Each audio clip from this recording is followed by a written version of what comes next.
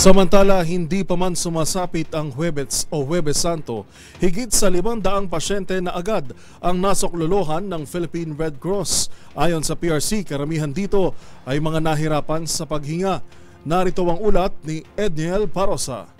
Wala pa man ang pinakadagsa ng mga biyahero at bakasyonista sa long weekend. Nakapagtala ng Philippine Red Cross na higit sa 500 pasyenteng naalalayan ngayong Semana Santa. Sa panayam ng DZRH News, sinabi ni PRC Safety Services Manager J. Lord Abrigado na 524 patients na ang nare-respondihan ng hanay mula noong Biyernes. Kabilang dito ang mga nakaranas ng hirap sa paghinga at iba pang problema sa siksikan, pero wala pa naman umanong major incident gaya ng pagkalunod. Karamihan po ng aming mga kinator ay vital signs monitoring, lalo na po yung mga senior citizens sa mga bus terminal.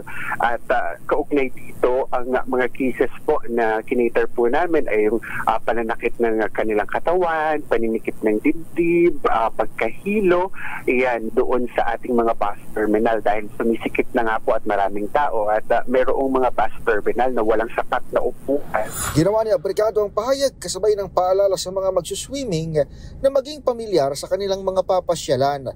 Batid kasi ng Red Cross ang datos ng otoridad kung saan higit 20 ang naitalang drowning incident noong 2024, bagay na iiwasan din ngayon ng Philippine National Police. Kung tayo ay babiyahe para magbakasyon, alamin natin kung saan ang pinakamalapit na ospital, pinakamalapit na police station, at syempre alamin natin kung nasaan ang mga first aid station ng Philippine Red Cross. Nagpakalat na ng 1,840 volunteers ang Red Cross sa 375 first aid stations at 137 welfare desks sa buong bansa. Naka-heightened alert ang humanitarian aid group hanggang sa 21 ng Abril. Para sa MBC TV Network News, ito si Edniel Parosa ng DZRH.